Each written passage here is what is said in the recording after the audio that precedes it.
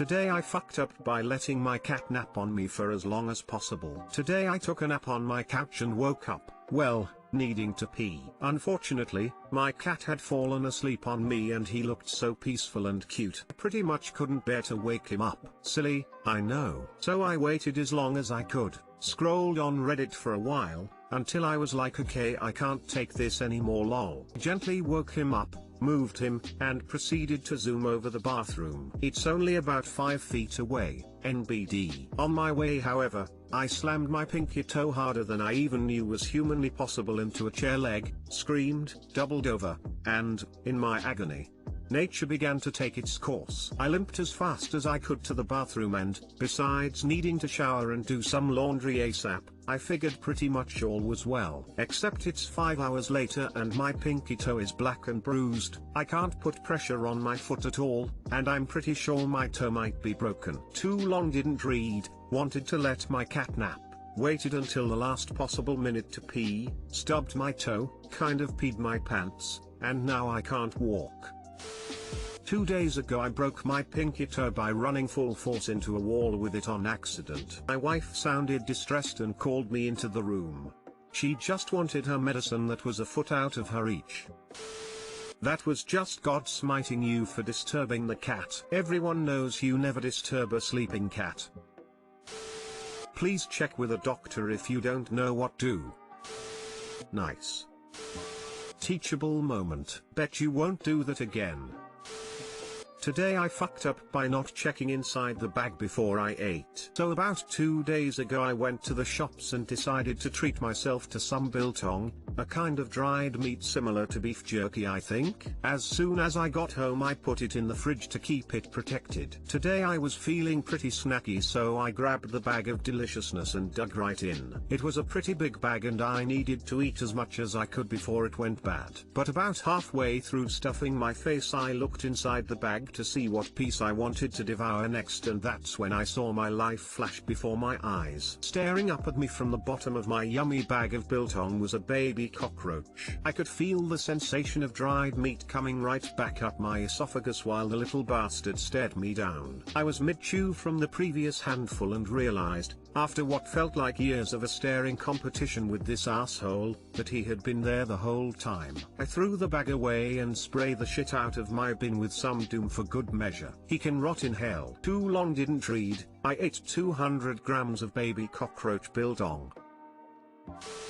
Same thing happened to me with a cracker box except it was a full-grown one. I swear that box was sealed beforehand and I was a good ways into it. I still want to crawl out of my skin every time I think of it. Little alien fuckers are everywhere in NM. Every time I would see one I would involuntarily scream and fucking flail to the nearest high surface. My BF would always take care of them like a boss, but if he was gone I had to psych myself up and get the Swiffen out. I still jump when I feel a stray tickle on my foot or see a dark shape on the ground. I have also been so afraid of them since I was a child, so this was just my worst nightmare. Sorry you had to go through that too.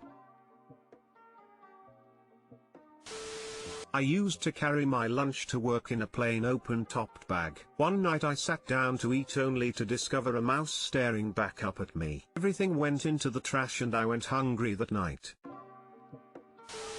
At least you didn't eat the baby. He was staring in horror. BC, you just take the rest of his family. But seriously, what does a baby cockroach look like? Honestly, awful. They are tiny and kind of round. Come out of these eggs that look like an oversized shiny Cocoa Pop. They have big heads and are very fast. Everybody loves biltong. Today I fucked up by cutting the red strap while assembling a treadmill and it blew up in my face. I'm the kind of guy who actually reads manuals. Here's how today I fucked up. New partially assembled treadmill has a big reed strap across the bed with the universal icon for manual. While unpacking the treadmill I even said to my wife, I wonder why that strap is red and the rest aren't. We should read the manual before we do anything. For reasons unknown to even myself I cut that strap off, then decided to cut the rest of the plastic crap off the treadmill. There was some stuck on the bottom, so I decided to flip the base on its side. This is one of those treadmills that can fold up into the vertical. But wait, you ask, doesn't this thing weigh 200 pounds? How does it do that? With a really strong compressed gas cylinder, that's how, that when shipped is held in place with a big red strap. So I turn the treadmill on the side and boom. I'm on the floor, glasses are across the room. I come to my senses and touch my face, it's all blood. I feel my forehead and yup, pretty sure that's my skull, can't really tell. Blood is now everywhere. Apparently I yelled son of a bitch loud enough for my wife and kids to hear it 2 floors up.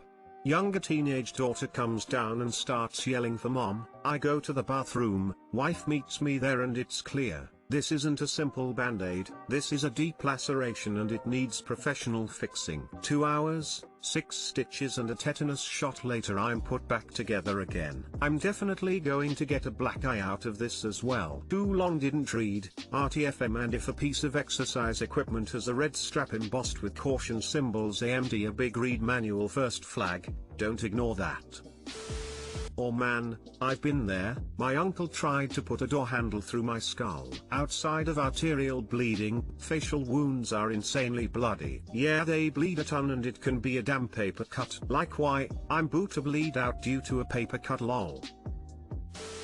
6 stitches, PFFFT. Got 13 along the side of my head. My 5-year-old daughter watched as the doc pulled my scalp back so she could see inside. She sat there fascinated as he stitches me back together. Kids freak out only when the adults do. She's a cancer survivor who has laughed in the face of death. She's not fazed by much. Her yelling for mom was, "Hey mom, you're gonna wanna see this." Moral of the story: exercise is dangerous and should be avoided. Shit like this doesn't happen on the sofa.